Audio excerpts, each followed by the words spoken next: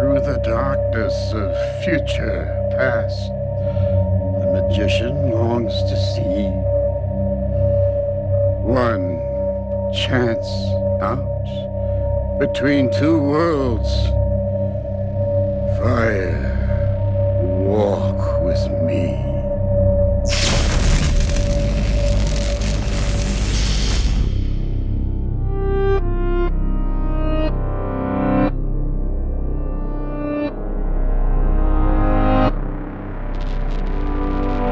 Welcome to Twin Peaks Rewatch. From Idle Thumbs, I'm Chris Remo. I'm Jake Rodkin.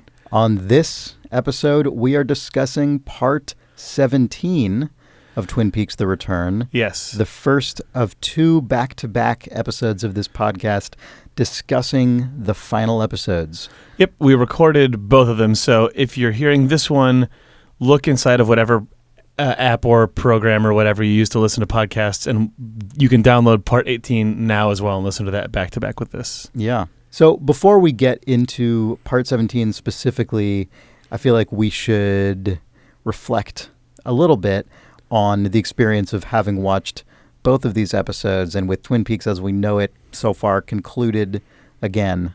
So we'll do that and then we'll circle back around. Sounds good.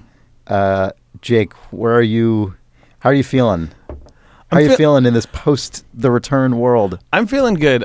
Yeah. I enjoyed watching 17 and 18, even though I was incredibly confused and sort of upset through the entirety of it. But here we are a couple days later, and the episodes have done nothing but grow on me, and my appreciation for them has actually increased over time the longer that they've sat with me. I also went and did a thing I've never done this season and rewatched them before doing this podcast, and that was also a great experience. Yeah. So I'm still confused as all hell, but I really, really liked how Twin Peaks closed out. Yeah. Yeah, I agree. Even in the short time since these episodes aired, my memory of them is rising in estimation in my mind. Which I have to imagine is kind of how it must have felt for a lot of people with the original series finale of Twin Peaks, if they watched it as it aired, which must have seemed absolutely infuriating and baffling. But I think has gained, I think has largely and I think correctly regarded as an absolutely incredible finale of that show. And honestly, it seems like that sort of happened to Fire Walk With Me for many people as well, although Fire Walk With Me may have taken decades to sort of rise up. But because we're going to talk about these two episodes separately, this seems like as appropriate a time as any to kind of share my really stupid and pithy reaction to these two episodes, which in a lot of ways feel like two different finales to me. Mm-hmm. They almost feel like two alternate reality finales for how Twin Peaks The Return could have wrapped up, depending on the sort of emotional valence that you want to assign to what The Return has been about or anything else. And Twin Peaks The Return Part 17, to me, weirdly almost felt like a finale of Twin Peaks Season 2, not just the ending of Twin Peaks Season 2, but also all of the other insanity and bizarre threads that spin out to nothing that happen all throughout Season 2. All of the madness was secretly a brilliant clockwork puzzle that resolved to defeat Bob and send him straight to hell. Right. And some of it didn't, right? I mean, some of these characters, what does Red add up to? I don't know. There are a lot of plot threads and characters in Twin Peaks The Return that, as far as I can tell, don't go anywhere, at least not anywhere that's related to the plot. Right. There's going to be at least one spin-off novel about Red, eating coins and making coins reappear, so I'm looking forward to that. But and then Twin Peaks The Return Part 18 felt to me almost like a standalone sequel. I mean, could almost treat it as a standalone sequel to the world of Twin Peaks as represented in Fire Walk With Me. I can't state definitively whether this is true because I can never unwatch anything I've already seen, but I suspect it would be not. I mean, without without much more confusion than you already would have now, having seen everything, you could probably watch Twin Peaks and then Fire Walk with Me and then just Twin Peaks: The Return Part 18, and it would probably feel pretty it would probably make about as much sense as it does now.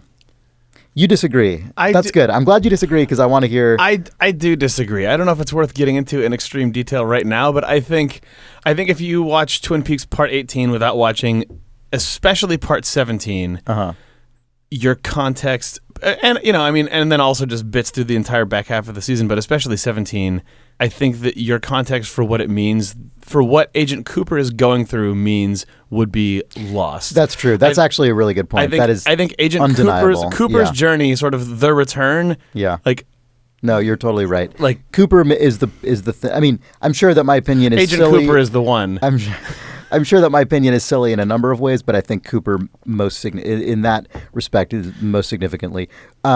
I guess I'm. But like aesthetically and from an almost untethered emotional standpoint, right. This feels so much like like you could almost have a needle skip over a ton of this season and drop right into 18 from Fire Walk with Me. Yeah. It got back to that place in a way that was like really powerful. Yeah. Let's talk about one other thing just about 17 and 18 and about TV show endings and whatever else. 17 and 18 in aggregate may have managed to encompass the majority of high concept TV show ending conceits collectively between them. Yeah. Like if you want your Lost, your Breaking Bad, even your Saint Elsewhere, we got it in the Twin Peaks finale. Waking up from dreams, everyone getting murdered, like weird, like Buffy the Vampire Slayer, like just whatever. Every TV show. At the end of that? Oh, just weird demon flame orbs getting punched by superhero teens. Weird. Okay, I didn't know. I mean, not literally that level of bombast and like just the aesthetic of it. That cheesy Bob orb. Anyway, it was surprising to me that the ending also may have kind of been a structural riff on basically just what TV shows do when they end, all just like piled on top of each other, almost literally one after the other. Right. Anyway, Part 1, Part 17. Yeah. This episode of Twin Peaks was written by Mark Frost and David Lynch. It was directed by David Lynch, and it first aired on September 3rd, 2017. What happened this week, Chris? On this episode of Twin Peaks, everyone returns to Twin Peaks. Dale Cooper leaves Twin Peaks, and Pete Martell goes fishing. That's about what happened. That's about what happened. There's a lot more that happened, but we're going to just talk about it now. So this episode opens with Gordon, Albert, and Preston. I've realized, by the way, over the course of this season, I sort of completely, almost at random, switch up whether I call Gordon or Cole and whether I call Preston Tammy or Preston. Whereas Albert, I never call him, Rosenfield? Yeah, I think so. Ever. He's always just Albert. Yeah. So anyway, Gordon, Albert, and Preston are receiving a lore dump. They are receiving from Gordon. It's such an intense lore dump, and Gordon Cole, not Gordon Cole, David Lynch almost feels like he's having none of it. Like he seems tired, but in a way that feels like David Lynch, the man, does not really. It's given the dynamism of David Lynch's performance as Gordon Cole, including like when he's having really intense conversations about things that he thinks are meaningful, like most memorably the one with Albert outside of that diner out in Buckhorn, I guess it was. Yeah. This is just like, okay, so I've been keeping information from you. There's a thing called Judy. So? It's an evil evil force. It comes force. right after he makes a dick joke. I know. That's why it all just feels like you've gone soft, not where it counts, buddy. Anyway, there's this evil being that we've been keeping from you for 25 years. It totally didn't play for me. It felt like it was just like I don't know if I felt a sort of slow fart of this information that I felt like David Lynch was just like, I got to get it out. It's hard. Yeah, it's hard for me to separate. It's hard for me to control for my own reaction to information like that, which is that it is the least interesting part of either of these episodes for me. And so I don't really know how much of my reaction to it is actually being conveyed in Lynch's performance and how much is just me not really being into the idea that actually for decades we've been totally aware of this force called Judy or Jodi or whatever it was, and actually Cooper knew about this too. And it was an underwhelming start to this episode because I didn't entirely care about it. Although later on, I think it informs sort of Cooper's maybe misguided intentions in a way that I think is interesting. But it's information that feels like an aggressive retcon, which it clearly is, and it was delivered with that sort of David Lynch sometimes directs actors to have a very flat affect to the point that there's no reading inside of it, and he obviously directed himself to have that. So it's information that sounds like it should be important, but is basically irreconcilable with the plot as I understand it. Like, how did Cooper and Major Briggs and Gordon work on this together unless it was bad Coop, unless it was Mr. C, unless it was totally just obscured from camera, because Gordon... Right, sure. Because Briggs and Cooper and Cole only ever knew each other during the time we've seen on screen. You know, then he says, then Briggs disappeared, then Cooper disappeared. That all doesn't track. Also, there's nothing you can do with any of the information that you're being told. And also, Gordon Cole is delivering it in the most monotone, boring voice. So even he's not infusing it with energy or like any emotion that he has about it. I mean, I wonder if that's because this kind of information is difficult to convey. Like, just big chunks of exposition like this are difficult to convey in general. And I think if you aren't actually an actor by trade and are not used to this kind of thing, it might honestly be sort of above his Then maybe it's abilities. the writing, because like they didn't write Albert just saying what and like asking a question, or they didn't turn the conversation into Albert saying, Gordon, you withheld this information to me for 25 years. He just sort of, Albert says, Cole, he says, I know you understand, Albert, but I'm still sorry. Like, yeah, that was good. But the rest of that scene was just like just a steamroller sort of slowly laying down flat lore. So, all right. So, but then we get a call from Bushnell Mullins. Is that what you were saying? Yeah. You're talking about the other stuff. No, then we get a call from Vegas FBI. Sadly, not yelling incessantly, but still excited that they found Douglas Jones. Yeah. So Bushnell gets on the line with Cole and says, I'm headed for sheriff. He gives him this message that Cooper gave him to deliver to Cole and says, I'm headed for Sheriff Truman. It's 2:53 in Las Vegas, and that adds up to 10, the number of completion. And Cole says, Dougie is Cooper? How the hell is this? Yeah. Man, then another gratuitous, this all felt a little gratuitous, but whatever. Albert and Preston then outlining all of the wacky hijinks that Cooper have had. And it's a Blue Rose case for sure, or whatever.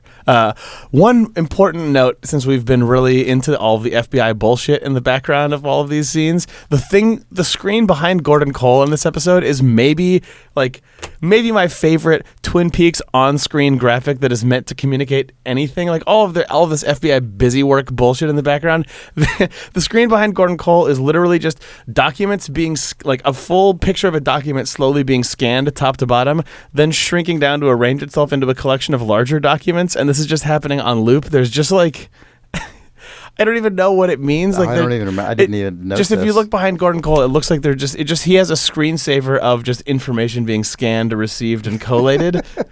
All of the production design surrounding Gordon Cole has been very good. This season, and they ended on a strong note with just a meaningless infographic of information pages. A lot of this early stuff in this episode is cross-cut a lot. So in general, what happens next is this convergence on the sheriff's station between a few different characters. You want to talk about Bad Coop? Yeah. Heading there? Let's start with Bad Coop. So Bad Coop apparently, we were talking about this before the episode, and presumably what's happening is he is chasing down the other set of coordinates, the third set of coordinates. It seems to lead him to Jackrabbit's palace. Right. Yeah. Right. It seems like he's expecting there to be a vortex there and to enter into it. He ends up in a place he doesn't expect. We don't know where he specifically intended to go. You were speculating it might have been Sarah Palmer's house. Yeah, that was my implication. The implication for me was that he was going, man, this could sidetrack very rapidly into what I think all the things are. But my feeling was that maybe he was going to Sarah Palmer's house, possibly in an attempt to kill her, possibly because that bug that went into that little girl that came out of the giant space mother thing with the horns is inside of Sarah Palmer, and maybe that is Judy. Maybe Judy is the big blob that gives birth to Bob and sort of comes to Earth in the nuclear explosion, and that's I just bonked it. Why would Bad Coop care about killing her? I don't know. Yeah. Maybe because it would be the thing that would prevent him from going back into the Black Lodge. Sure, maybe Judy governs a lot of the mechanics of this world. Yeah, who knows? I only thought that his intention was to go to the Palmer house because he seemed to be reasonably self-assured with everything that was happening up until, he's for some reason he's holding that little rock, which I thought was funny when he goes and the vortex opens. He ends up in the cage. He ends up in the movie theater with the fireman / giant. I don't know if he intended to go into the cage or not. I can't tell. Yeah. But I kind of assumed he got intercepted, but I don't know. Yeah. Well, mainly because we know the fireman is working against him explicitly. Yeah. It's tough to know all. He ends up in the cage. You see the Jackrabbit's Palace area on the movie screen in that old theater. Then it flips to the Palmer house. Yeah. And my assumption was that was his intent, was Bad Coop's intended destination. Oh, but then the fireman because the fireman looks at it, it gives sort of an inscrutable look, and then does like an iPad swipe gesture. On the giant has a giant iPad. If you're wondering, that's what he uses. I kind of like that. I sort of simultaneously don't like it and like it. I aesthetically don't like it because it reminds me of modern technology, and it just seems weird in the context of that. But paradoxically, for the exact same reason, I like it. Because there is an implication, I think, that these places, right? That room, the red room, the purple one, like all these different places. There's, I think, an implication that those places are outside of space and time. They are timeless, right? So why should they be tethered to one exact moment in human history? Right. If that metaphor exists at any time, then any it's fine time in for him human to use history, it. right? It makes sense for it to be able to theoretically exist in that room. I don't know. I kind of liked it. But he swipes in his Photos app basically the Palmer house out of the way, and it sort of motion blurs out and then resolves to be an ambiguous shot of trees. Mm-hmm. And then Bad Coop is released from that cage and disappears up through the same little ball mechanism that we saw the Laura orb go into in episode 8, I think. Mm-hmm. And then the Mr. C shows up in the sheriff's station, he shows up in that wooded area, looks a little bit confused, turns around, and it turns out that he had just been placed facing 180 degrees from the sheriff's department. And then he says, "What is this?" Yep. So it seems like that's why I thought maybe he was aiming for the Palmer house, but then the giant or the fireman diverted him and then sent him on his way. Yeah, I think that makes sense. Cooper, Mr. C, Bad Coop, whatever. Also, inside of that cage, it goes from his face to like a weird like furry beast, which doesn't make any just like a weird like tree hair puff before he disappears into the globe. Don't know why. Just I noticed that the second time I watched it and just said, "What the hell?" Yeah. Like, what the hell? Yeah, it's still hard for me to entirely divine his specific intentions, but it's my read on it was that he ended up at the sheriff's department and then just sort of decided to make the best of it. So here's just a general observation. Mm-hmm. We over the course of episodes 17 and 18, we have 3 different Coopers. I mean, we've had 2 Coopers for a while now. Mm-hmm. There's more depending on what you count as a Cooper, but it doesn't matter. Sure, there's actual Dougie, then Cooper living Dougie's life. Right, but for my purposes right now, I'm talking about the ones that identify as Cooper. Right, like consciously. So you have what we understand as good Coop, bad Coop, and then you have what I'm counting as a third different one in part 18, which is sort of Richard Cooper. I don't mean to say that's actually his name, but like the Cooper who is identified by Diane as Richard. After things might change, basically. Yeah, and so we'll talk about this more in episode 18 discussion, part 18 discussion. I sort of interpret the Richard one as being an amalgam of Cooper and his doppelganger. Mm-hmm. Who knows if that's actually metaphysically what's going on. But I think one of the things that parts 17 and 18 really drove home for me is that there really is a lot in common between all of these Coopers, even though emotionally they are very different. They have very different sort of human levels of human warmth, right? Dale Cooper, Special Agent Dale Cooper, is an incredibly warm person, and we see that all over. episode 17, and 16. He's back in action. He's so excited to be around people. He loves interacting with people. He's generous and warm-hearted and loves being around. But he's also, and we know this from the duration of Twin Peaks across all of its seasons, he's also an inveterate problem solver and someone who works constantly through intuitive means and uses his intuition to solve problems compulsively as just a deep, deep, deep instinct and desire of his, which is not how necessarily everyone that we see in the FBI works. Not that they aren't trying to solve problems, but it's not that Cooper instinctive, constant, always must be fixing things, solving problems.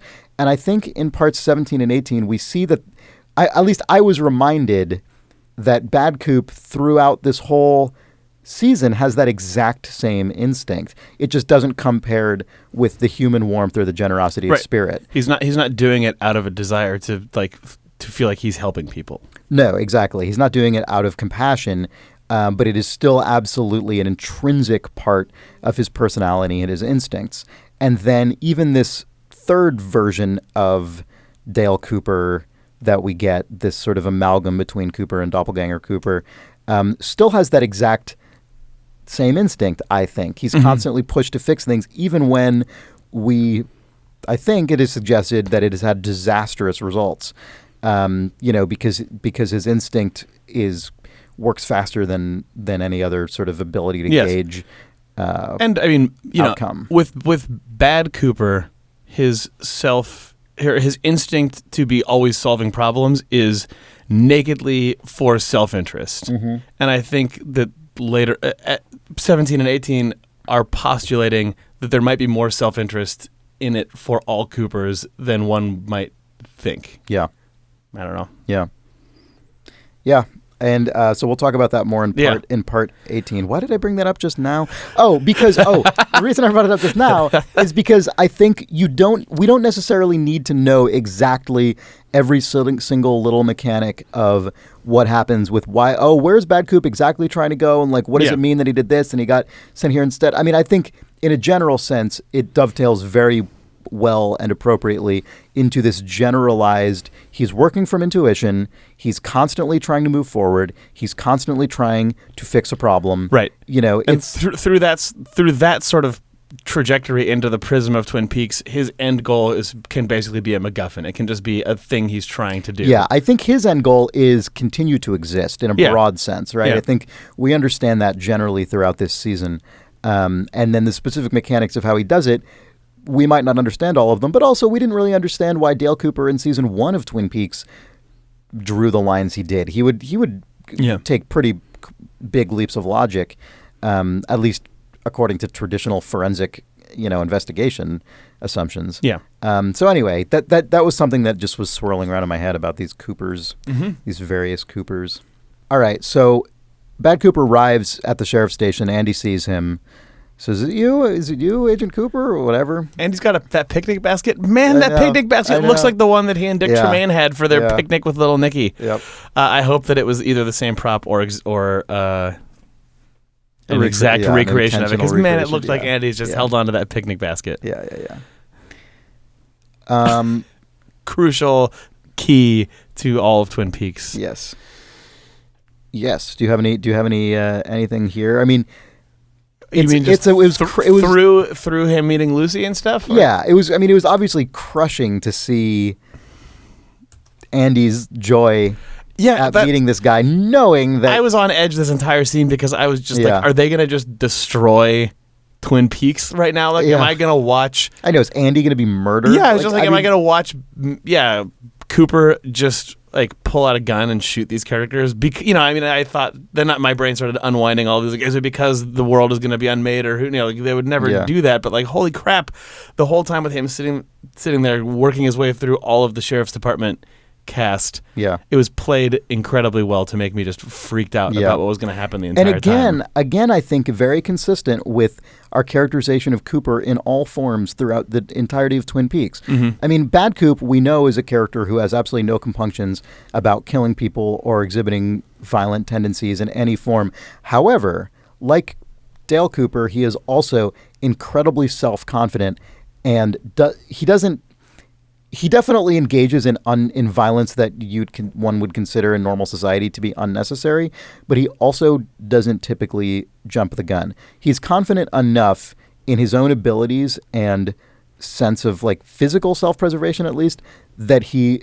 is typically fully able to wait and hold his cards close to his chest until he knows how he's supposed to react. Yes. Obviously, that was his undoing in this particular case, but I think it makes perfect sense that he was not aggressive to Andy or Lucy. He saw he's in a situation that he didn't expect, but might be one that he could turn to his advantage because he had more information than the people interacting with him. Yes, I agree. I mean, that was even conveyed from the moment that he turns around, sees the sheriff's station, and says, "What the hell is this?" Then sort of sets the look on his face is just like, "Well, I'll work with this," and then he walks forward. But even though he did not pull the trigger, and you're right that it's probably not in his character to do so, the menace that Kyle MacLachlan carries with him as that character is so intense. Yes, for sure. Through that entire scene, I didn't really know what to do with myself. I was I was absolutely unnerved. nerve-wracking. Yeah, definitely. Yeah.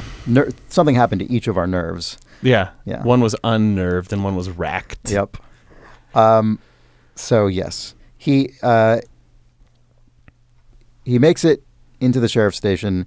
He interacts with Andy and Lucy.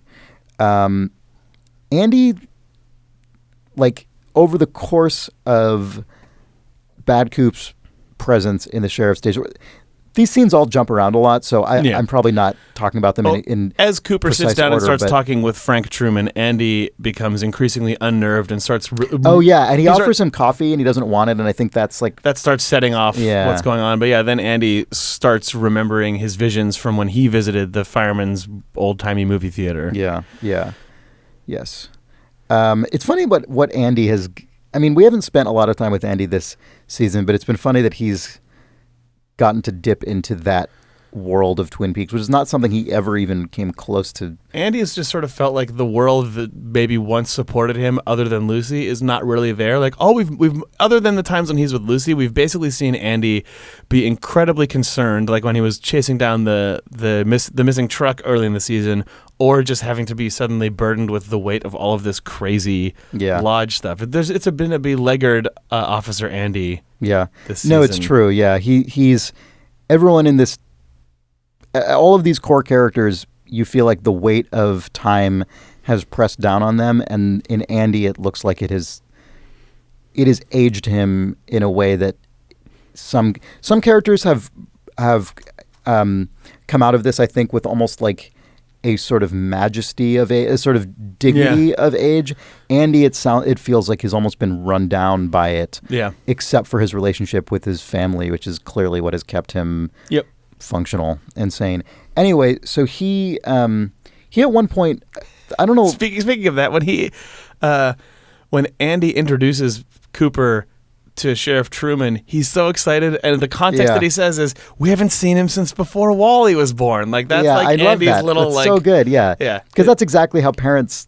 That's like this, and then huge after touchdown, and after that meeting sort of sours is when Andy starts remembering the stuff from his trip into the lodge. Yeah. After he turns down the coffee, and then Truman's like, Cooper in the flesh, whatever. God, and then, that was creepy though. Cooper in the flesh. Cooper. Yeah, and him just saying in the flesh, and then it just cuts to Andy telling Lucy, very important, and running away because he starts having those flashbacks. It technically cuts to Chet, but Andy says to Lucy, very important, and then I just mentioned that because later Truman gets the call from Cooper. Lucy tells it to him. She convinces him to pick up the phone by saying it's a very important phone call. Right. So she's using the exact same words. So I wonder if she's using that because of what Andy said? primed her to say. Yeah. Huh. Yeah, maybe so. Yeah, some kind of. I mean, again, that seems like a very Twin Peaksy thing. This sort of intuitive, like Andy somehow intuits that this is the proper language to use to like convince the situation, even though he doesn't know that that's what he's doing. He doesn't know why. Yeah. Well, so before we get too ahead of ourselves, do you want to talk about what's going on downstairs in the jail cells? Yeah, we should. We should talk about our old friend. Is that downstairs? Yeah, it is downstairs. It is downstairs, yeah. Our old friend, Deputy Chad. Our old friend Chad. Our old shitty friend Chad. Did I say Chet before? I wrote down Chet a bunch of times, but I know it's Chad. I want him to be Chet Our so old badly. friend, Special Agent Chet Desmond. Yeah. I mean, Deputy Chad Shithead. Yeah, he's Chad to me now, Chris. He'll never be Chet. He'll never sully the name of Chet. Yeah, no, he's a Chad. Yes. So he's got this like. I didn't quite understand this. Not that it really matters. It's not important relative to anything else in this episode. I wasn't quite sure why it was just important that the bloody guy didn't see what he was doing. Aren't they all in cells that are all like you can see through all the cells? Yeah, why wouldn't Freddie and James? I did not be understand able to see what he was doing. Why Chad waited until the echoing, bleeding guy was asleep before deciding to escape? Who's to say? Yeah. No one else seemed to care, so maybe they didn't have line of sight for some reason. But even if the guy did see him, what's he going to do about it? Right. Would he just start making and lock noises? He's been making noise the whole time. It's not as though him making noise then is going to draw someone downstairs. The motivation for that didn't make sense. Yeah. But whatever. Anyway. It turns out that also literally nothing that Chet. Chad, he's Chad. Sorry. How has this come back? Chris, you've fallen into another world where his name is Chet. What year is it? In the Twin Peaks rewatch verse, he's always been Chet. Yeah. Correct me if I'm wrong, or maybe explain what I'm missing. None of this Chad stuff really makes any difference to anything because I mean, I understand that Freddie... It all just orchestrates sort of perfectly timed things so that Andy is there to unlock everyone from their cells and take them up. Yeah, but Andy already intended to do that, didn't he? I guess so. I mean, he says we have to get you all upstairs. Yeah, I don't know. Yeah. It seems like this was all there just to make you feel just good about a moment happened. But it could have literally been... I don't know. Yeah. The whole thing with the guy, like Chad is instantly foiled anyway, so there's no right. Chad gets out. Yeah, he through his little secret key that he's had the entire time. Yeah, sneaks past a bunch of people who don't care about the fact that he's doing that. Yeah, threatens to shoot Andy and degrades Andy. Andy doesn't save the day. Freddie does by punching the door open into Chad's face. Right. Also worth noting in this scene. Or I don't remember what specific shot it was, sure. But in this general collection of sort of characters and scenes, bloody guy peels off his own wounds. Yeah, but it happens. He does, but there's just more wounds underneath. He's just peeling a scab off of a wound. Also, it's worth pointing out, just to be clear, that we do understand that on top of those wounds, there were bandages that were also removed. He removed way too many layers of his own wound to be comfortable, because then there was just a gross festering thing on his cheek that he started picking at. I have to say, the presence of that character and the lack of any resolution or explanation of his presence in the jail really reflects, I think, quite poorly on the Twin Peaks Sheriff's Department. That guy should be in a hospital. Yes. Right? He should not have leaking open wounds that in a jail cell. The entire state of that jail cell is basically a disaster right now. We have a woman with she should probably also, skin covering as far over as her face. They're concerned, she should probably also be in the hospital. Yeah. I mean, we as the viewers figure it's some other supernatural thing, but they don't know that. It's just a guy who can't take a glove off because it's part of his skin, a woman with what looks like stab wounds in her face over a growth that has covered her eyes, and a man profusely bleeding from multiple places on his face. Yeah. Probably. Why are these people just sitting in jail cells untended? Why, Chris? Because they need to fight Bob. Yeah. Duh. We can tell from the end why they should have been there all along. Yeah, so I guess that gets us to where we were. We can't quite leave the jail cell yet, because when Freddie punches that door open and it knocks Chad in the face, we get maybe the best insert shot of this episode, which is James just looking stoked. Right. Of him just yeah. He's I loved it. I loved that basically the last thing we see James do on Twin Peaks is be stoked that his friend punched a guy in the face out of jail. Yeah. James reclaimed his youth a little bit as what we can only assume was a super cool greaser who liked busting out of jail. Yeah. That's all. Anyway. Yep. So that happened. And also, while these things were happening, What? Yeah, nothing. Just recounting all of this and spending all of this time talking about this. There's a voice in the back of my head just screaming because why? Yeah, maybe this will get edited down. A bit. I don't know if it will. In the spirit of these 2 episodes of Twin Peaks, we're giving the correct amount of time to this content. So, meanwhile, upstairs, a terrifying thing is happening, which is Cooper talking to Truman. Yeah, and then which culminates in Lucy shooting him. Cooper is talking to Truman while on the phone. Cooper is talking to Truman. Right, exactly. Yes. Yeah. Lucy understands cell phones and therefore knows to shoot Bad Coop. Another thing that I actually don't understand why that whole cell phone thing was necessary at all to result in the exact same actions that happened. I understand the connection between her. I get the connection. It's another one of those. It's like, well, obviously the payoff's there because the setup was there. Neither of those things needed to be there. The Lucy that we know, even if you understand cell phones, she could still have the exact same outcome from that interaction. Right. Even if she didn't understand cell phones. Either way. Right. No matter what, the Lucy that we've known through all of Twin Peaks, other than that cell phone scene, it would have been an interesting and amazing moment for her to have let Cooper into the sheriff's office, then get a call from clearly a different Cooper who sounds like her friend after the unnerving weird one in the lobby, put it together, and then made the completely insane from what we know of her character, but like really meaningful decision to pick up a gun in a police department and just murder someone in cold blood. Yeah. I actually cried a little bit when that happened. I was so shocked to see him fall out of the way and see Lucy holding a gun and having basically taken a life, even though it's a weird constructed not person, whatever the fuck. It fucked me up. You know what it really reminded me of? It really reminded me of Andy pulling the trigger at the drugs sting operation. Yeah, which I think that was revealed a similar way, where you saw someone fall out of the way and he was just there, and you went, "Oh no!" Yeah. With Lucy, it was Andy has clearly now just had to sort of live in the dirt a lot more as a person in a way that he didn't before he shot that guy. Yeah. But Lucy has always been surrounded by all this crazy, literally surrounded by crime. She works in a sheriff's department. Mm-hmm. And all of this sort of swirling madness of Twin Peaks has been around her, but it seems like it had never actually managed to touch her. Ensconced in her little zone. In her little cube there, where she just sort of routes information, but it never gets to her. Man, her just having to murder someone. Yeah, I would have never thought that would be something that actually messed me up. But yeah, I was a wreck for a second after seeing that. So I don't know. Yep.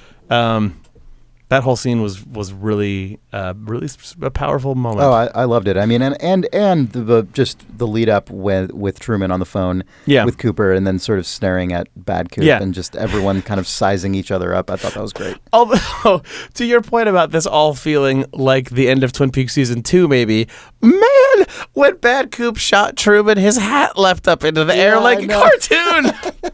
He had like a Yosemite Sam moment where his hat just went whoop. Yeah. Yeah. What in the world? Yep. Also, it didn't have a bullet hole on it or anything. Like, just the air of Coop's bullet must have just gone and made his hat wiggle around. Created a tiny vacuum. Sucked his hat off his head.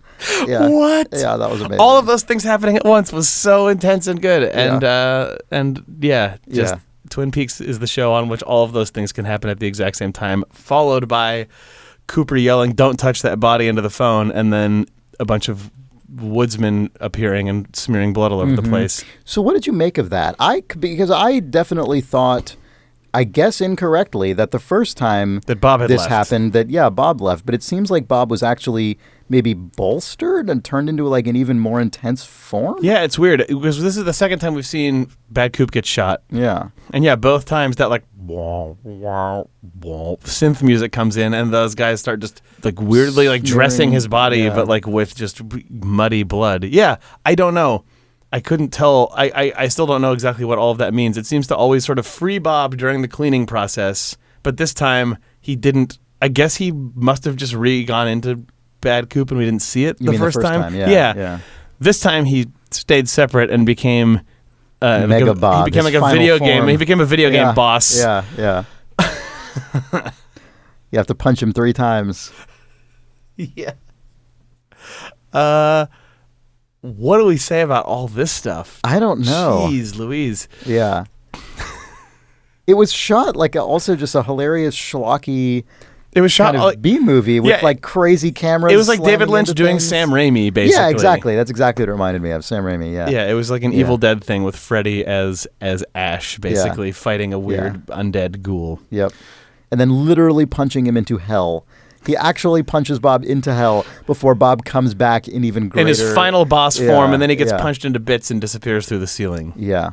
And then he even ended in like a sci-fi movie way where like Bob's parts all get shattered, but then he floats away clearly like maybe he'll return. Right.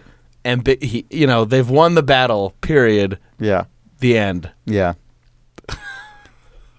This isn't something that I thought after watching this scene, just having seen part 17, but by the time I was done with part 18, I wondered if maybe the sort of hubris of trying to fix all this stuff wasn't just the stuff that Cooper did, but maybe also Freddy destroying Bob. It made me wonder if maybe Bob kind of almost got dispersed into the atmosphere. Not that Bob was destroyed, but more that maybe he's less sort of individually potent as one coherent being, but maybe his influence he's just everywhere now? Huh. I don't know. I don't have any supporting evidence for that whatsoever, right. But just the tone of part 18 made it hard for me to believe, yes, they vanquished the evil force. Yeah, no, it doesn't seem like what the show is concluding with. They definitely did not. I wondered. I guess, and now we know there's an even bigger. After this season, we know there's like this even bigger, more monstrous, controlling evil force, of which Bob is just one offspring. I guess. I guess. Yeah. It's stuff is so hard. I know. To grapple with in any sort of coherent way. Yeah. I wondered about the sort of reality or unreality of all of this stuff, even starting with when Bad Coop shows up at the sheriff's department for the first time, or at the beginning of this entire sort of blob of Twin Peaks. It was the most vibrantly colored thing that I felt like I had seen. Yes, that's another reason it reminded me of Twin Peaks season 2. It felt like almost saccharine in its color saturation and how much they pumped it up. And it reminded me of when the aesthetic of Twin Peaks had drifted really far from Lynch, and a lot more uncontrolled just color got pumped into the show. Yep, absolutely. That's exactly what I was thinking. Yeah, and that continued basically up through the point where we're at when the Bob orb showed up and the lighting got weird. But even all of it just had just a cartoony feel to it. Yeah, definitely. And it's hard to know, when Bad Coop went through the black and white theater with the firemen, did he actually pop out in a slightly different those episodes 17 and 18, we can talk about this more when we talk about 18, but they're pretty explicit about the fact that there is not one cohesive world present inside of the world of the show anymore. We take a really hard jump into a different one in 18, I feel like. Yeah. And it's hard to know how concrete any of that is or what the walls are, or if there are any rules to it, but I don't have any conclusions other than open thought threads that came from that. No, I totally agree. I definitely felt like all of that stuff in part 17 was taking all these threads from The Return, which has a very dark palette for the most part, and resituating them all within the world of Twin Peaks at its most technicolor and vibrant. When Bad Coop walked into the sheriff's department, had Lucy been there with Wally Brando, right? That would have been like the most cast in cement version of saying, he's there. But it felt like that for so much of it. Yep. Except, that we'd been seeing little bits of this storyline the entire time. Right. I forget where we were. At this point, we're basically moving into Cooper's journey. I guess we should talk about maybe the aftermath of the battle itself. Did I do it? You did it, Freddie. Yeah. And then... which is the Mitchum that's not Bradley? Oh man! By the way, speaking of Bob rising from hell, and then reaching his final video game form, that is like the most actually appropriate take on that entirely, because he even comes with his classic catchphrase catch you with my death bag. Yep. When he like enters, like when I he know. reappears and goes into his final form and like says his thing. He feels like an arcade game villain. Yes. The way that it's like a little like Sinistar. It's a little sprite art lifted from the original TV show, but encased in an effect. Like it's just like, well, we only had the rights to these this likeness. That said, even though that effect was really cheesy, I thought the people who did the effects work on it did a very good job. I actually thought it totally worked. Of picking the right clips from Frank Silva's performance and actually putting them in. It was cheesy as all heck. But I would not have, had I not been told that Frank Silva wasn't alive, I would have just thought, wow, he didn't age and they really got stuff that felt like Bob. Even though I felt the exact same way. They chose to use it in a weird way, but that also might have, the insanity of all of that might have been them deciding getting Frank Silva on screen as Bob was so important that they had to put him inside a weird distorted thing that would help hide his aesthetic. Like the cheesiness of that stone ball probably partly was there just to allow to hide cuts and to set of expectations. Yeah. I mean, I definitely felt that all in all of the choices made there actually successfully resulted in me not sitting around thinking, oh, it's a bummer that they didn't have Frank Silva. It ended up feeling so much like a series of intentional choices that it successfully distracted me from the fact that it was, at least in part, a necessity, like a sort of set of constraints due to necessity. Yeah. And that's about as good as you can hope for, right? So, all right. So yes, in the aftermath, we get this sort of heartwarming. Well, Cooper puts the ring on Bad Coop, which we've now seen this happen. We sort of know what this means. He fades away, and the ring falls to the ground, and then one of the Mitchums says it's one for the grandkids. One for the grandkids. Yeah, the only Mitchum's line in this episode, but at least it was a good one. Cooper gets the hotel room key, sees Nido is like very struck by her. He clearly recognizes something, and then. That's the point, I believe, at which Cooper's face becomes superimposed on the screen for a lot of the rest of the episode. It's at least up until they start heading down the hallway into the door. Yep. Which I don't know the meaning of that face, but man, does that add? I loved it. I don't know the meaning of it either, but I thought it was amazing. It adds such a good layer to sort of the artificial feeling of this resolution. It almost felt to me like this was a weird read to me, but I felt like it was Cooper's reflection in a TV screen watching all of this happen. Oh, interesting. Like, I don't know what that would mean, but another Cooper from another time or place maybe was watching it. I don't know, no matter what, just being able to always have an outside perspective over the entire thing, watching it made me sort of question all of it, and it's not that it robbed me of having the emotional gratification of it, but it made me always sort of gut check every feeling that I had and every development that I had. Keeps you from being totally credulous of everything that's just happened. Yes. I think this is really important in the context of us talking about that whole final battle scene existing in this super pumped up, vibrant version of Twin Peaks that we really haven't seen very much this season at all. I think that's really important because the superimposed Cooper face is very much in the style of Twin Peaks: The Return, in which every single episode begins with a superimposed Laura face over the opening credit sequence. It's this hazy vision of the echoes of the past, constant, like sort of overseeing everything, and casting doubt onto everything. Right. What does this mean? Is this actually good? Yeah. Should this be happening? What does it actually? Yeah. What does it actually have to do with the people that are involved in it? And then even on a more general level, it just cast a sense of melancholy and doubt and ambiguity over the whole thing, which I thought it was an amazing choice. Yeah. I thought it was just the exact kind of choice that is like, this is why I come to David Lynch, right? Is for these weird intuitive choices that there maybe is an explicit plot explanation for that, but there absolutely doesn't need to be for it to be meaningful and coherent and powerful.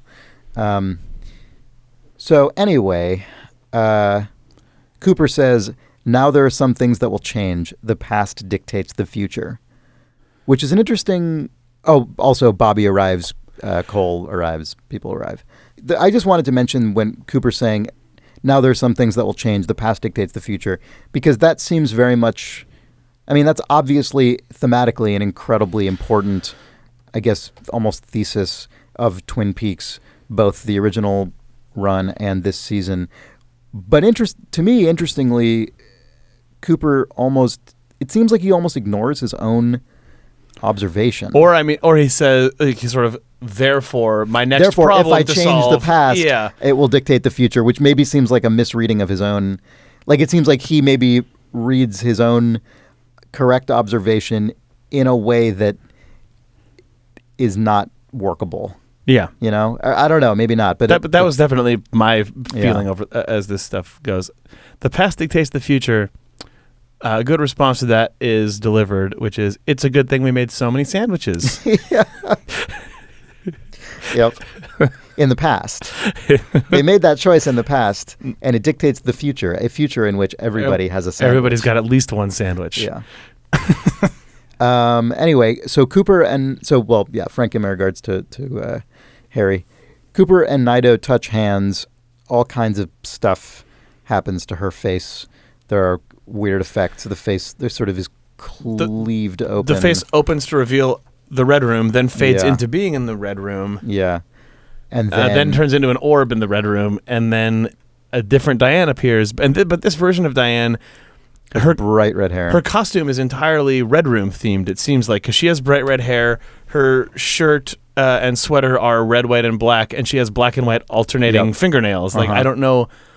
And her face seems a little bit more pale and has really even more aggressive eyeliner around her eyes. Yeah. I don't know what any of that means, but... No, and we also don't know... You know. We also don't really know, because of what happened to the Diane that we did know throughout this season.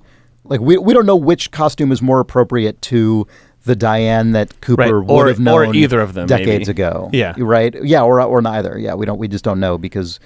But this seems this seems much like when Cooper finally walked out of the lodge. It seemed like our old friend Dale Cooper, but he suddenly was infused with a huge amount of knowledge and purpose. This Diane, doesn't seem infused with purpose, but she seems like Cooper, like she came out into this space having a lot of cogent knowledge of whatever her time was in there, and seems to understand things that we don't. And it seems to be forthcoming and personable in a way that she was not before. Yeah, well, when she was a fake person, when she was a tulpa, yeah. I mean, the first thing she says is Cooper, the one and only, right? Mm-hmm. And then he says, "Do you remember everything?" Yes. Yeah, that was I wasn't sure what to make of that, because the things that we have heard Diane remember before are pretty dark, and so we don't know if Diane is. This Diane even experienced those things. So I think she did. I think she did. If we take the words of Tulpa Diane literally, it was what she was visited by who she thought was Cooper, turned out to be bad Cooper. Yeah. He raped her, then led her to the gas station or to the convenience store, and she was stuck there. Then seems to have created the fake version of her. So that's probably right. Some of the last experiences in normal Diane's life before being trapped for like 23 years or 22 years was that night with who she believed to be Cooper. No, that totally makes sense.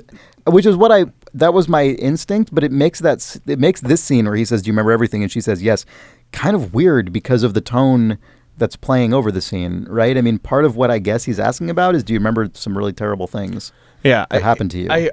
The thing that I read out of this, which might have been taking things on faith, was that he's asking her if you remember that, and then by everything also just, are you aware of the time that we spent together also in this weird lodge? Like, because if Diane is Nido, then Nido is also the person who recognized Coop. That's true. Freaked out at him, helped him escape. Like, they both went through some weird, tormenting experiences together in a sort of off-axis way inside of the lodge. And could also be sort of the implication of, do you remember everything? Could also be, do you understand everything and know that what happened was some alternate person or reality? Yeah, I think that becomes helpful maybe in understanding some of the stuff they do in episode 18. Yeah, definitely.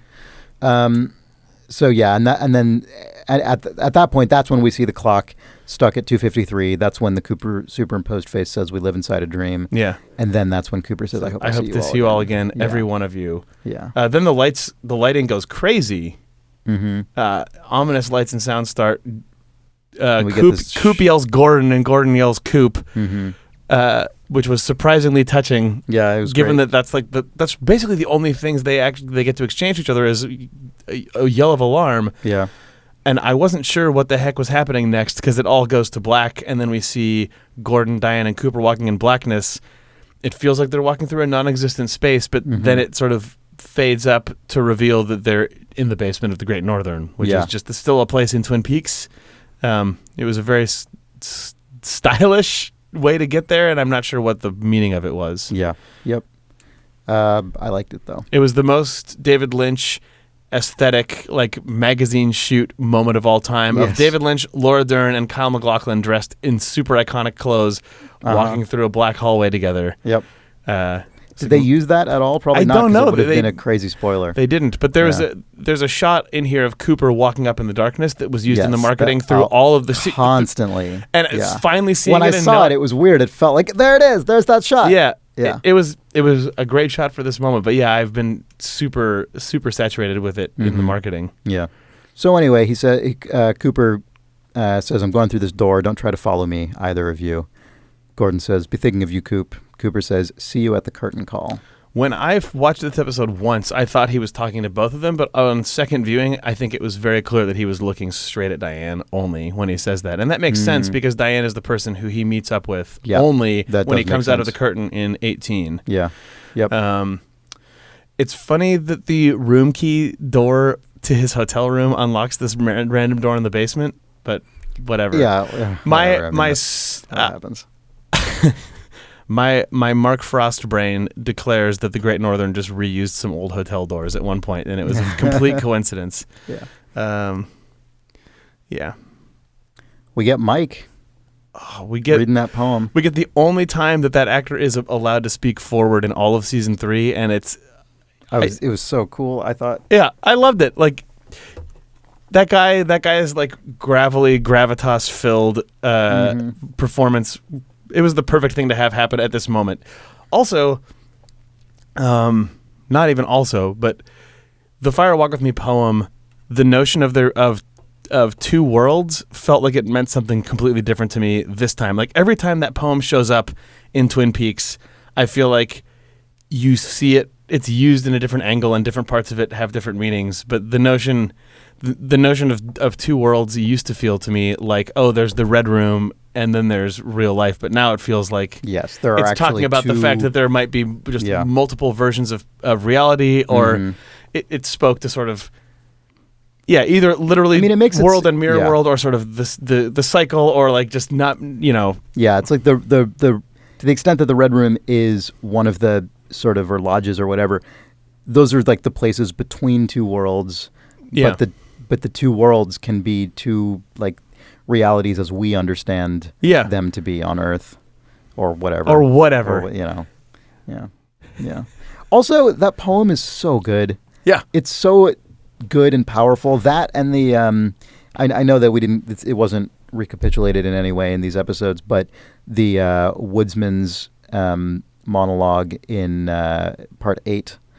This is the water, this is the well talk. Yeah, those are just those two, I mean, from classic Twin Peaks and then from Twin Peaks: The Return, are such amazing, evocative collections of words. I just think they're incredible. Yeah. I just love them so much. And so having Mike show up and drop that at like the linchpin of the finale, so good. Yeah. Yep. All right. Well.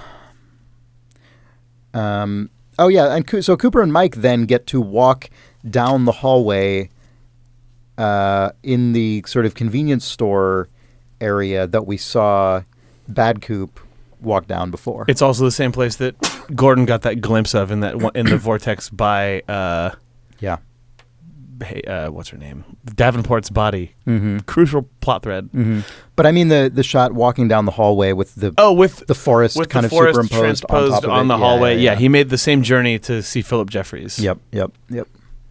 he says, Philip. Philip says, be specific. Cooper says, the date, February 23rd, 1989. Philip says, I'll find it for you. It's slippery in here. It's good to see you again, Cooper. Say hello to Gordon. He'll remember the unofficial version. This is where you'll find Judy. And then he says, there may be someone... Did you ask me this? Yeah. That was the end of that was very strange. Yes. Yeah. But it's a confirmation here that Cooper seems to be looking to find Judy, which ties into that retconned information that Gordon dropped at the beginning of this episode that all along maybe whatever. But I mean, and previously, prior to this season, the only mention of Judy was Philip Jeffries. Yes, sort of ranting in that scene that we saw replayed earlier in Gordon's dream. Right. Yeah, where he shows up in the office and screams about Judy. Mm-hmm. Also, a monkey says the word Judy in Firewalk. Oh, that's true. That's true. Yeah. Also, a monkey says something.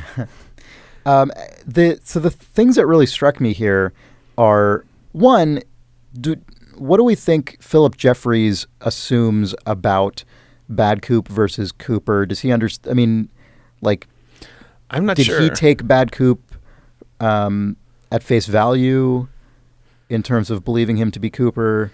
Does he? I mean, when he says "It's good to see you again, Cooper," does he mean like good this to see you Cooper, again, or literally the real Cooper, or any Cooper, or good to see any Cooper again? By the way, the other one was here very recently. Yeah, it's hard to know. Also, does recently mean anything for someone like Philip Jeffries, who seems to exist totally outside of time? Yeah, Jeffries has clearly just sort of ascended into being one of these strange inhabitants of the lodges, etc. Yeah. It's hard to know because when he says it's slippery in here, which I sort of took to mean chronologically. Right. Yeah. Because he seemed slightly confused by Bad Coop and said, "Oh, so you are Cooper?" Yeah. It's hard to know. Yeah. Also, saying, "Say hello to Gordon. He'll remember the unofficial version." It seems really significant in the context of, especially part 18, in which Cooper attempts to literally rewrite the events of Twin Peaks. Right. And seems to aggressively fail at it, but but nonetheless, Jeffrey's referring to an unofficial version of what I don't know. I guess of events, presumably. Right. We've also seen Gordon have memories of Jeffrey's that kind of got paved over and turned into a dream, and then he had to dig them back out of his own consciousness. Yeah, also true. It's hard to know if Jeffrey's is referring to that sort of thing or to looking forward. But the notion of existence being malleable and plastic seems, no matter what, to be what he's referring to. Yeah. We also don't know, when he said this is where you'll find Judy, I mean, obviously we can talk about this in part 18, but when he gets there, he sees Judy's diner when he's driving along after the weird Diane encounter. But that's so much later than the thing he's asking Jeffries to do, though, because he's asking Jeffries basically send me back to the night of Laura Palmer's murder. That's true. It's hard to know what all of those things add up to, because it seems like ultimately in 18, Cooper's expecting that when he and Diane drive past the electrical wire, that could be related to why he says, "What year is this?" Yeah, but because he ends up in 89, then ends up coming back out of the lodge. Sorry to jump way ahead. I'm just trying to work all this out in the context of the Jeffrey stuff. He comes out of Glastonbury Grove. He and Diane get in a car, drive away, past that power line at a certain threshold, and then everything changes. But it's hard for me to track if Cooper himself has changed before that. Like if Cooper comes out slightly different and then the world changes after they sort of go through some weird gateway. Like being at a specific place, being at a specific time, being near electricity, all in Twin Peaks seems to sort of let you walk between worlds or sort of lets you sort of escape your own reality in some way. Yeah. But then even at that point, not everything changes, because then they go to that hotel. Yeah. And then it's not till he wakes up the next morning that the hotel has changed and his name has changed and his car has changed. Yeah. Well, I don't know. We can get more into that stuff later. One can only assume that Jeffries is referring to one of these things. Yeah. Anyway, we get the classic owl logo. Yeah. Popping up. which transforms into either an 8 or an infinity sign, I guess. It seems. I mean, it could be both, but it seems very much like you see that the little ball rolling through the infinity sign, and the infinity sign also rotates and at one point becomes a linear line, and then rotates back out and becomes an infinity symbol, which seemed to be saying what a lot of Twin Peaks, especially season 3, seems to be saying about either cycles of abuse or cycles of sort of self-created situations that we as humans get into and potentially being unable to break that cycle. And I liked the way that it turned to the side and became a line which I read as maybe like either the way that you as a human perceive it or like the line of one life on sort of the cycle of infinity. It all that little moment was something I was thinking about a lot when Cooper was insistently dragging this other woman who wasn't Laura Palmer into Laura Palmer's life in episode 18 of just like, dude, you're not helping at this point, probably. Yeah.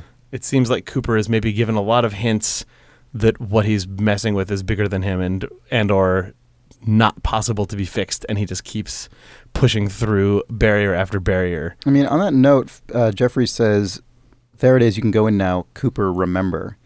Right? And unless I missed something, we don't know exactly what he's telling him to remember, but yeah, I don't know. Given how much Cooper, to your point, how much Cooper plunges into his goal, I think it's easy to take Jeffrey's saying Cooper, remember, as a warning about all of this. Yep. You know, although on a cheesy plot level, it could just be that Mike literally says electricity after that, which is just go to where the big fucking power line is. That's also very possible. But it could also mean either or both of those things. Yeah. We get a brief ceiling fan after that. Oh, you see Cooper's face. Yeah. And then you hear the voof, voof, voof, voof, voof.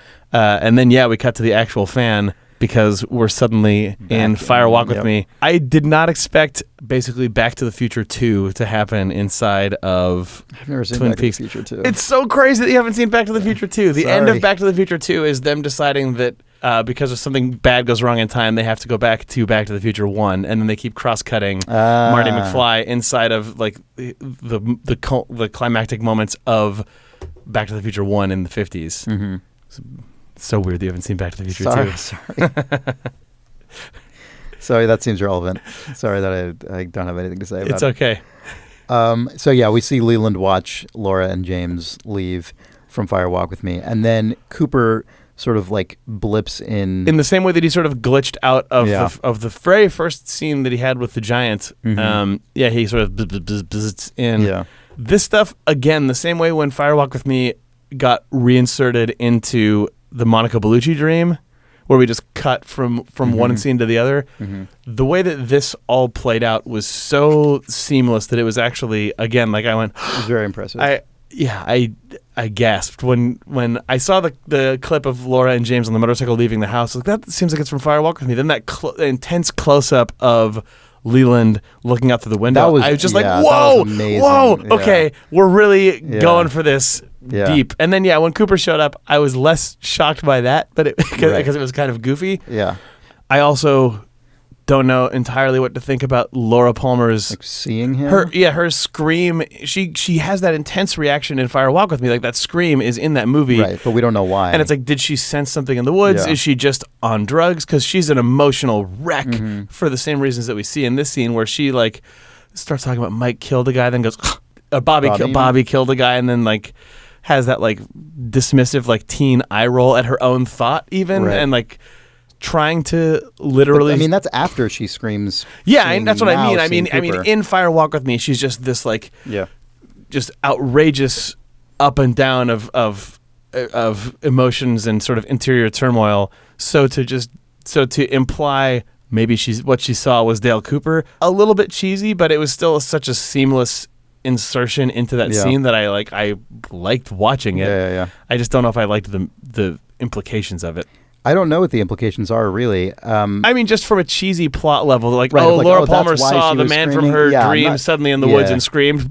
Whether or not she literally can even see him, I don't know. Right. You know? Well, yeah. I mean, I don't know that it's possible to even make that declaration about, because before watching part 18, I think you could see this and say, oh, that's what she was screaming at in this like classic kind of time travel way, right, where once you go back to the past, that has always happened. Sure. But I think after watching part 18, it's not necessarily clear that that's true. Like, it can simultaneously be true, I think, in the reality suggested by these episodes, that, like, there is a reality in which she sees Agent Cooper and screams, but there is also an equally true reality in which something entirely different causes. That's fair her to enough. I mean, scream. just in this version of the story, that's what happened. But it's not trying. You don't have to be a big dork and say that it retroactively changes Firewalk. Right. It's not like if you watch. Yeah, if you watch that movie, it's not necessarily true that at that moment Cooper's hiding in the bushes. Yeah.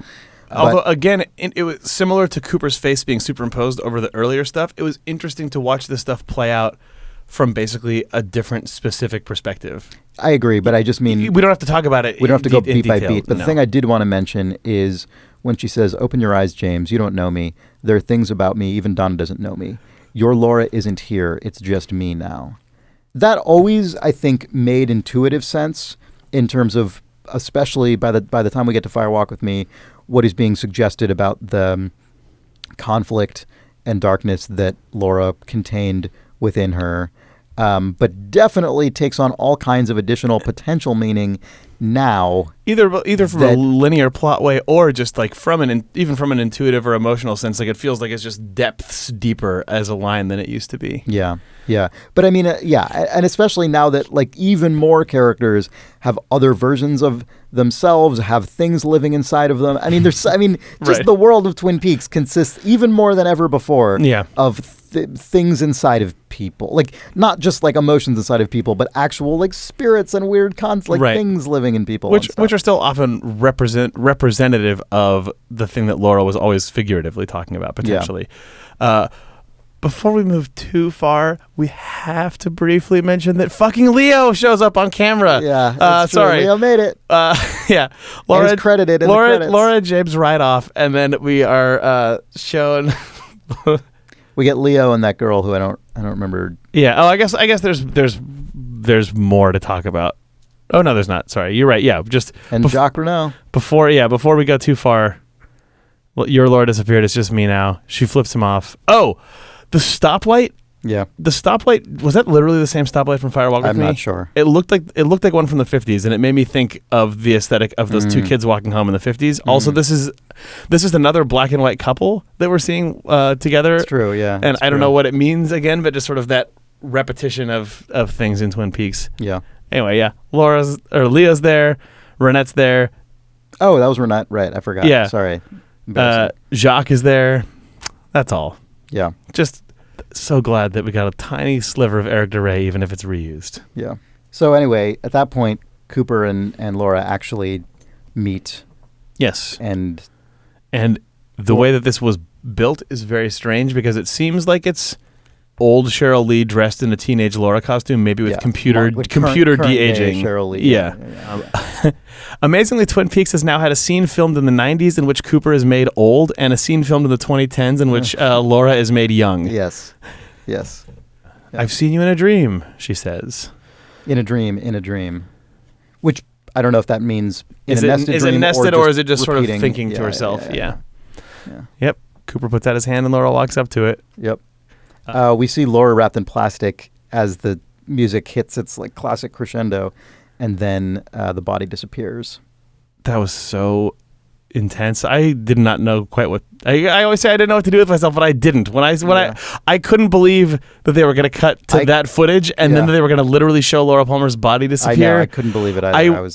I just did not know what to think. Seeing Cooper holding Laura by the hand, pulling her away from her end, and then watching them actually do this. Yeah, then it cuts to color after Laura fades away. Where are we going? Cooper says we're going home. And then as they start to leave, the camera just cuts to a shot of just like wood planks and pans over to see Josie Packard checking her makeup in the mirror. And I just, what? I know. Oh, my goodness. Yep. And then it cuts to fucking Pete and Catherine. I mean, it's just that stuff. I know, but every time that it just kept going. I know. It was still shocking each time because it took me a few brain cycles to register. Oh, right, this is just exactly how the pilot opens. I was like, are they just because they've been inserting footage from, archival footage. And so I'm like, oh, are they going to use this for something? And they do. But it's not like Josie specifically had any meaning. It was just this is how the story But it was just began. arresting to see her show up and to remember, wow, this is what the was world was 25 years ago. Yeah, and those colors. Yeah. And then just Pete walking that iconic shot of just the huge log with the shore lapping up against it, and seeing it down in the corner of that composition as Pete just walks past it, and then you see Pete casting a line out into the sea or into the lake, I guess. Even though that scene obviously is new and like it didn't quite match perfectly, it didn't matter. I was just I bought it. I totally bought it. I bought it, and I was pretty messed up by watching all of that stuff happen. And then we cut to the Palmer house. Yeah. God, I'm just like getting like goosebumps like thinking about this because it's so. I hadn't noticed until this shot of the Palmer house how much like depressing continuity there is between it and the Palmer house as we saw it in Fire Walk with Me and Twin Peaks. Like I don't know if the shot was ever framed like this before, but in the foreground you can see the end table next to the couch with the little doily and the shitty brass lamp and the cigarette ashtray and Laura Palmer's photo. Like it looked like Sarah Palmer had just not moved any of that stuff or cleaned it. Entropy just in 25 years. Reigned. Like it was the exact thing that I remembered, and this might have been the first time we've seen it because it was actually secretly the focus of the shot. You have the same couch and the booze and the TV that we've seen Sarah at for all of this time, and you hear the really distressing noises of, it seems like maybe it's her talking to herself for a long time until she comes in and grabs the photo off of the table for what might be the first time in decades. Yeah. And just smashes the glass, beating it over and over again into the ground. Yeah. What do you make of this? I don't know. I mean, I don't know. It felt.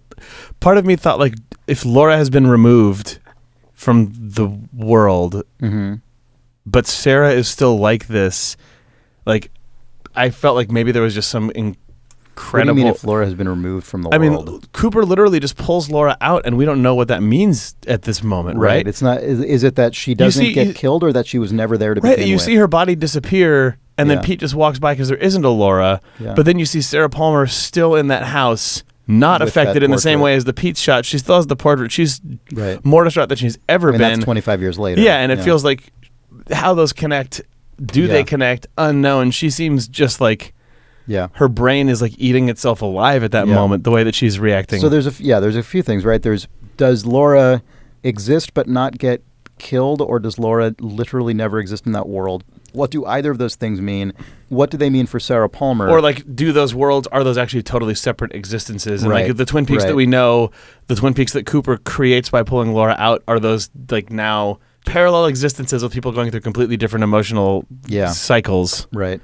I mean, the world we see in which, like the scene we see in which Sarah Palmer stabs the photograph, clearly Laura existed in that continuity because her photograph is there. But she existed, and that photo of her was taken well before she was killed. That was presumably her. I know. I thought you were suggesting maybe when he pulls her away, she doesn't. Maybe she just disappears. Oh, I meant maybe she's gone from that point on. Like maybe she just disappears. I don't think. She just disappears off the face of the earth without getting killed. But then what healthy life is that character going to like? We see Cooper escort her out of the woods, and then so maybe she has disappeared. I don't know. I don't know anything. One thing that has been speculated is that Sarah contains Judy. Is that Sarah is the girl in Part 8 whose mouth is entered by the bug. Yeah, the bug walks into her mouth. Maybe. And one of the pieces of evidence people used for that is that when her face opens and she destroys the guy in the bar, there are sort of tentacles. Right, and people shell. notice that the bug has the little sort of pointed nose that the Jumping Man mask figure has, and that also is the face that you see Sarah Palmer's face briefly transposed on in an episode. Right. So there's little sort of tiny tendrils that connect that stuff together. Again, not sure what that That makes me feel real bummed about what it means for Sarah Palmer as a character retroactively. I agree. But I kind of have to take it in the same way that you're proposing Cooper showing up inside of Fire Walk with Me is like maybe this is a thing that is laid in now in continuity and is just there for the purposes of this storyline, and I have to not make myself try to re-implant that knowledge into the old stuff. I don't know that it's possible for me to reconcile that directly with Sarah Palmer as a character throughout Twin Peaks seasons 1 and 2 and Fire Walk with Me. Yeah. I think it means basically nothing at that point unless there's some realm of understanding that I have yet to ascend to, which is entirely possible. So we get Cooper leading Laura again. We see the arm tree. The sound fades out. We get that really distinctive scratching noise. The one that the fireman plays, says, listen to the sound. And that's the sound that you hear in the record player at the beginning, that like... Yeah, it's almost like insects or something, and it's like scratching on stone. It's shown up a few other times in the season. But yeah, that happens. Laura disappears. And screams. Yeah, Cooper stops. Yeah, Laura screams. We get a long shot of the forest, and then Julie Cruz fades in on top of that. Yep. Modern day Julie Cruz. It was so rad to hear a Julie Cruz song play at the end of this. And then I was really annoyed that after all of the times that Lynch has lingered on Roadhouse scenes, that this one got credits over it. And it turns out Julie Cruz is pissed about that. Yeah. But I was actually really sad that we didn't get to linger inside of that Julie Cruz song for longer because it felt so right. The same way as Mike showing up at the exact right time to deliver the Fire Walk with Me poem, Cooper trying this and then it seemingly not working, and him like in the woods alone, completely baffled and suffering that extreme loss. Then having that Julie Cruz song showed up was like, that was exactly correct to what, it just felt so right. And then I was really annoyed when it said starring Kyle MacLachlan over the top of it. But whatever. That actually didn't occur to me at the time. I've seen a bunch of people say that, and I've now since seen Julie Cruz's comments. Julie Cruz seems real put out. She's really angry. Yeah. At the time, it didn't occur to me, but I totally see where you're coming from. Yeah. Yeah. It is kind of a bummer. But it also, at the same time, the entire credit sequence is that Julie Cruz song, and it's a beautiful new performance of that same song. It's like, it was great to hear it back. Yeah. Yep. And then the episode was dedicated to Jack Nance. Yep. Pete Martell. Well, that's Twin Peaks The Return Part 17. This went much longer than anticipated. We still have an entire additional episode to talk about. All right. Well, all right. Well, thanks for listening to Twin Peaks Rewatch for Part 17 of Twin Peaks The Return. We are going to, as soon as we can, sit right back down and record another episode for Part 18, the finale, and just go right on ahead and keep listening to that next episode in your podcast listener of choice. Yep. We'll see you in a few minutes. For Idle Thumbs, I'm Chris Remo. I'm Jake Rodkin. Bye. Bye.